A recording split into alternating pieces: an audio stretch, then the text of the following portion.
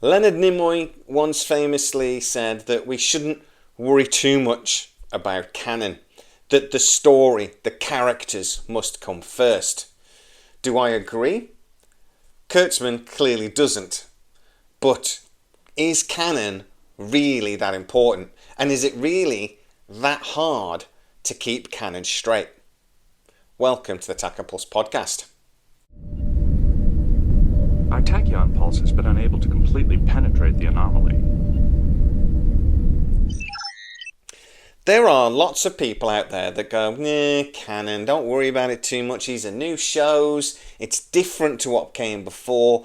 If they want to do something fun, creative, different with the show, then so be it. And if that means canon gets fudged a little bit here and there, even broken at times or changed, it doesn't matter. And hey, look, TNG made mistakes, Voyager made mistakes, the original series was riddled with mistakes.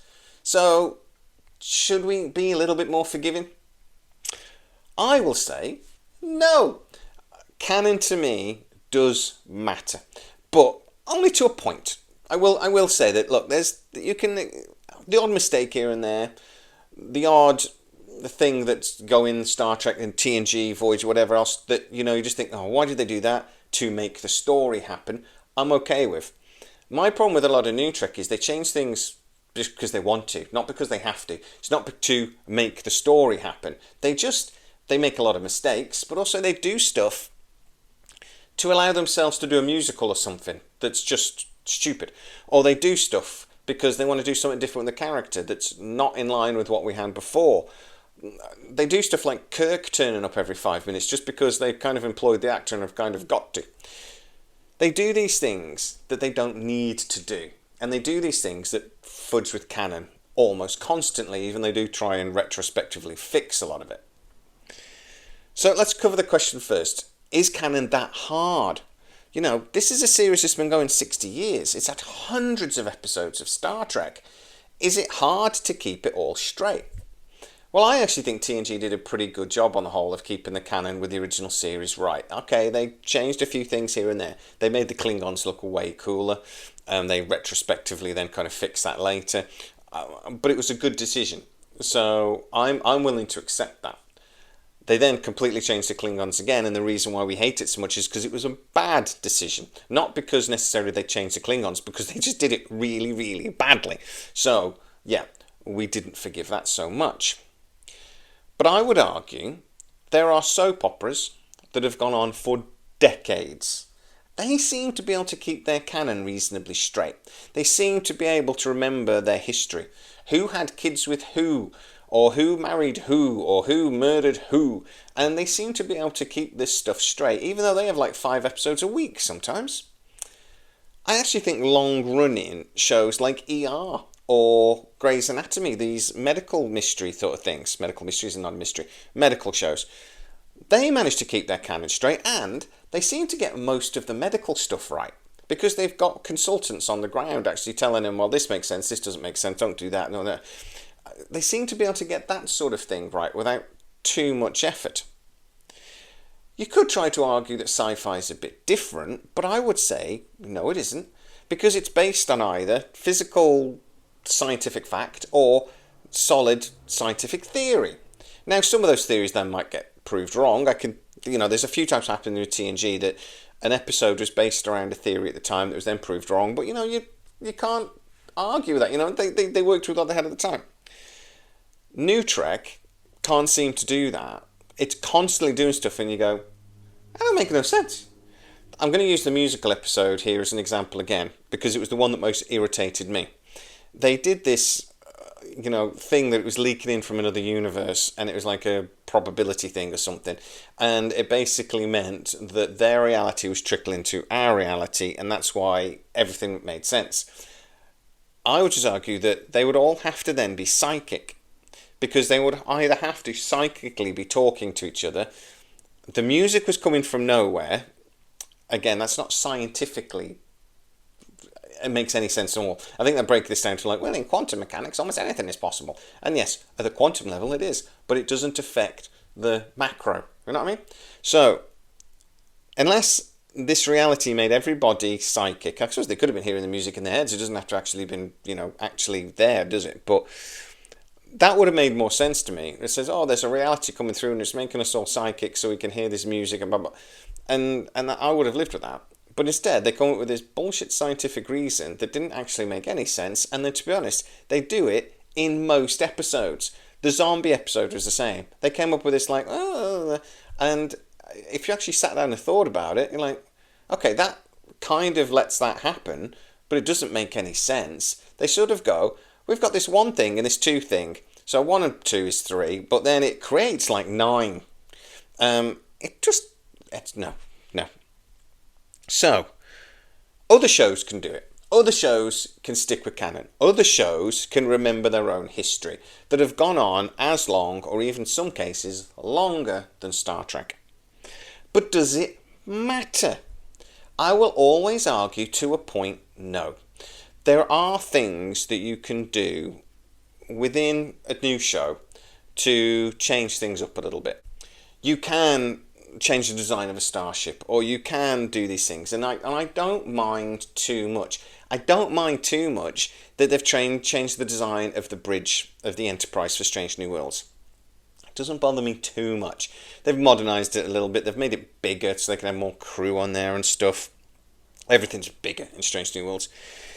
They've designed the starship so that it's a little bit more in line, I think, with like later starships and stuff. I don't think the original Enterprise would have looked right week in, week out in a Star Trek show. So I don't mind that too much, even though they should have kept basically the original shape, and I don't think they have done to a degree. But I don't mind that to a point. I wish they'd done a bit of a better job with it, but I can live with it. Do I mind that they then change historical events, like when Khan was born, or when the Third World War happened, or the Eugenics War? Yes, I do mind that. These things are written down in canon. They are seminal events within the timeline. And I think there are certain events within that timeline, say when a war happens, or whatever else, that you don't, for one, you don't need to mess with, but two, you just shouldn't. There are things with characters that they change. You don't need to, and you shouldn't. Now, don't get me wrong, an actor's going to bring something a little bit different to a role, but the core, if you're going to do a prequel, which I think is flawed to begin with, you have to look at that character before. Paul Wesley should be looking at Kirk. Ethan Peck should be looking at Spock and bringing what that other character did into it while bringing something of your own. I think about like Heath Ledger doing the Joker. He brought an awful lot of his own character into that, his own ideas for the character into that, but it was still the Joker. There was still enough there that you go, well, okay, the Joker would do that, the Joker would do... Spock, I don't know the bloody hell he is anymore. It doesn't make any sense. So, it does matter to a point. There are core things within a franchise like this that you shouldn't mess with. The easy fix: don't do prequels. I don't actually think fans want a prequel. I honestly don't think we do.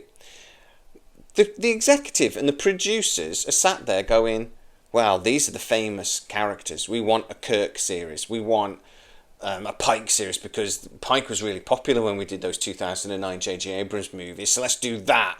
Let's fill in the gaps. Why? Don't fill in the bloody gaps. Let us go forwards with new Trek.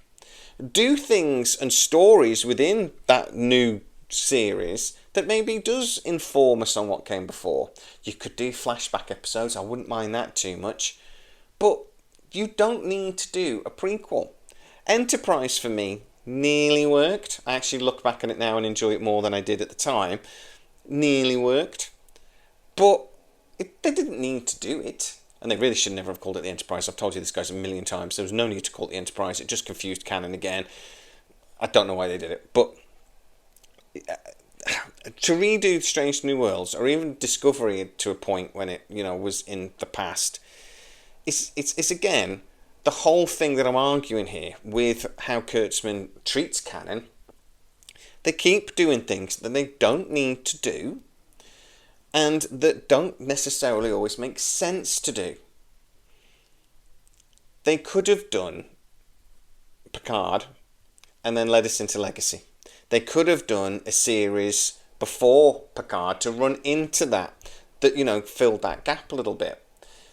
They could have then crossed these seasons over a little bit, but they didn't.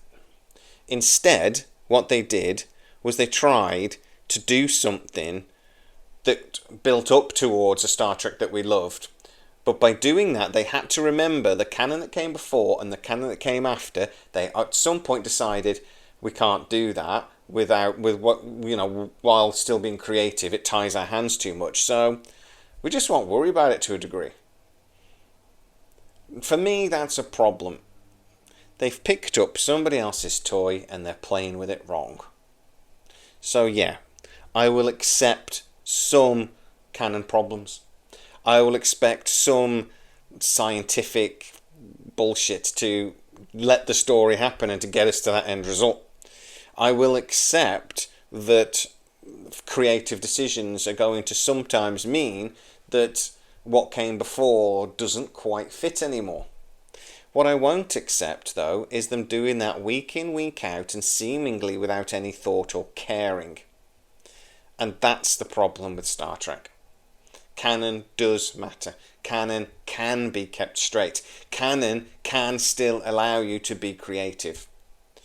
But if you decide it's not that important in a Star Trek show, then that's a problem. And one of the big problems why these shows for original Star Trek fans are failing. But guys, get into the comments and tell me what you think. Look, in psychology, there's something called a salmon line, and you get sort of like just a line, and you put where do you feel this problem ends on this line? So say it goes from there to there. Real big problem, not so much of a problem. I would, on my salmon line, put it around 8. Canon's important, but, you've got that little bit of leeway. Where would you put canon on a 1 to 10 salmon line? Get into the comments and tell me exactly what you think. If you are new to the channel, don't forget to like, subscribe, hit the bell notification. It really helps us out and you'll never miss any of our new videos. Also, you become a member of the channel and get to see almost all of our videos before everybody else. Go check that out. As always, please stay safe and I'll see you next time. Our tachyon pulse has been unable to completely penetrate the anomaly.